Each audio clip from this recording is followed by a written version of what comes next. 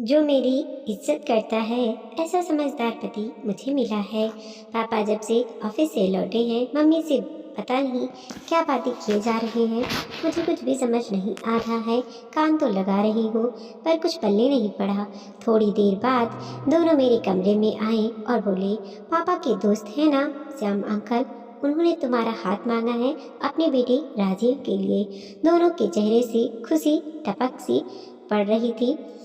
Rajiv bank manager था। मैंने काफ़ी टाइम से उसे देखा तो नहीं था, पर काफ़ी पुरानी पाराम पारिवारिक मित्रता थी दोनों परिवार में। बात तो मेरे भी खुश होने की थी, पर मैं खुश क्यों नहीं हो पा रही थी, कारण भी मैं ही जानती थी। अपने बेस्ट फ्रेंड की शादी में जब से उसके भाई को देखा, तब से दिलो दिमाग पर वही छाया हुआ था। उसका भी मुझे बार बार देखना कहीं ना कहीं मुझे बहुत खुशी दे रहा था। सच कहूँ तो हमारी जोड़ी जैसे ऊपर से बनकर आई हो, ऐसी जोड़ी थी हमारी। मेरी सहेली भी मुझे चिढ़ाने लगी थी, जल्द ही तुझे अपनी भाभी बनाकर लाऊंगी, थोड़ा इंतज़ार कर। मैं तो मन ही मन कल्पनाओं में उसे अपना बना चुकी थी। दिन रात उसी के ख्यालों में गुम रहने लगी थी। ऐसे में राजीव के रिश्ते का आना मुझे बहुत विचलित कर रहा था, पर मम्मी पापा से कहती भी क्या।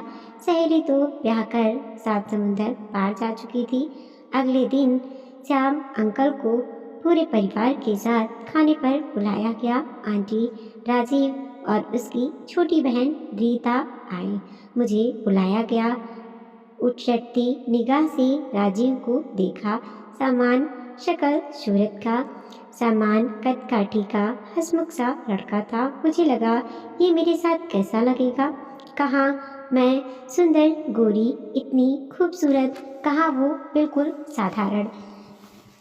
इसलिए अंकल ने पापा को बिना दहेज का लालच देकर प्रभावित कर लिया। मुझे और राजीव को कुछ समय के लिए अकेला छोड़ा गया। वो कुछ मुझसे पूछता रहा, मैं बस उनके जवाब देती रही। वो मेरा संकोच समझता रहा और मैं सोचती रही कब ये लोग जाए। मैं बहुत परेशान, सहेली का नंबर भी नहीं होता भी क्या बोलती। वक्त निकलने लगा, शादी की तैयारियां होने लगी और मैं राजीव की दुल्हन बनकर उनके घर आ गई। सभी मुझे बहुत प्यार करते, पर अभी भी मैं राजीव की अपनी सहेली के भाई से बराबरी करती और उसे हर बात में नीचा ही पाती। पर वो खुशी खुशी मेरे नखरे चिड़चिड़ाहट भी हंसकर बर्दाश्त कर लेता। हम मुंबई आ गए, जहाँ राजीव की पोस्टिंग थी। राजीव ने बहुत प्यारा फ्लैट लिया था, सारी सुविधाओं से भरपूर घर था। मेड आकर घर का सारा काम कर जाती, मुझे कोई भी परेशानी नहीं थी। हर वीकेंड में हम घूमने शॉपिंग के लिए जाते। ऊपर से तो मैं खुश रहने की एक्टिंग करती, पर अंदर से मैं खुश होकर भी पूरी तरह खुश नहीं रह पाती। वक्त गुजरा और मैं 2 नन्हे शैतानों की माँ बन गई। अब दिनचर्या थोड़ी व्यस्त रहने लगी, पर राजीव अब भी वैसा ही था। हर काम में मेरी मदद करना, हर ख्वाहिश पूरी करना। वाकई बहुत अच्छा इंसान था। है मैं भी सोचने पर मजबूर हो जाती। मम्मी पापा का फोन आया, छोटे भाई की शादी थी। मम्मी ने थोड़ा जल्दी आने को कहा, जिससे उनकी थोड़ी मदद कर पाऊँ। काफ़ी समय से जा नहीं पाई थी, तो मैं भी बहुत खुश होकर तैयारियों में जुट गई। भाई भाभी के लिए गिफ्ट, मम्मी पापा, सासू माँ, ससुर जी सबके लिए गिफ्ट ली। राजीव ने खूब खुश होकर शानदार शॉपिंग कराई। हम घर पहुँचे, बच्चे दादा दादी से मिले। मम्मी ने कहा, राजीव, बहू को मम्मी पापा के घर ले जाओ, वहाँ ज़्यादा ज़रूरत है बहू की। वो लोग बेकरारी से राह ताक रही होंगी। मैं घर पहुँची, सब बहुत खुश हो गए। मम्मी सारे गिफ्ट दिखा रही जो नहीं बहू के लिए ली थी। सारा दिन बस इसी में निकल गया। शाम की फ्लाइट से राजीव चले गए। छुट्टियां कम थी तो शादी के समय ही आने वाले थे वो। रात को खाने के समय मम्मी ने बताया तुम्हारी सहेली विदेश से आई है, एक दिन बाजार में मिली थी। ना जाने क्यों मेरा मन सहेली के घर जाने को व्याकुल हो उठा। उसके घर के नंबर पर फ़ोन किया और दूसरे दिन उसके घर आने की सूचना भी दे दी।